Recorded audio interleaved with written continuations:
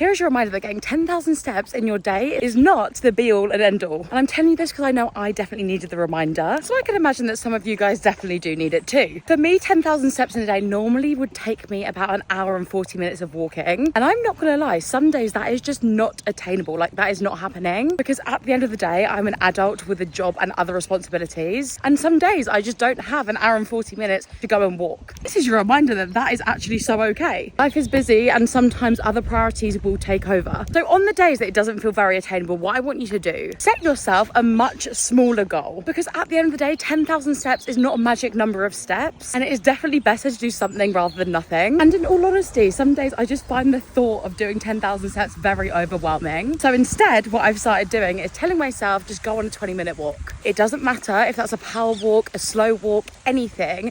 It's more about getting myself outside of the house into nature, because yes, doing steps is great for your physical health, but there's also so many other benefits to it. And on the days that I don't go outside and do a little walk, every single time I find that my headspace is so much worse. So setting myself a much more realistic goal of just going out for 20 minutes makes me actually want to go, because it doesn't feel anywhere near as overwhelming as it does telling myself that I have to go out and get 10,000 steps on every single walk that I do. So instead of having the all or nothing approach with your steps, start by trying to build it up with something that feels a lot more attainable. Because if you keep trying to force yourself to reach a goal that feels completely unattainable to you, if you're like me, you just won't even bother doing it. And also, when I tell myself I only have to go on a 20-minute walk, 9 times out of 10 I do hit my 10,000 steps, just because I realize that I'm actually really enjoying the walk. And I never would have got on it if I set myself the goal of having to do 10,000 steps, because it just felt too overwhelming. But yeah, I guess it's just a reminder to stop putting so much pressure on the number of steps you're doing, and just focus a little bit more on just going outside and enjoying nature, especially when the weather is this stunning.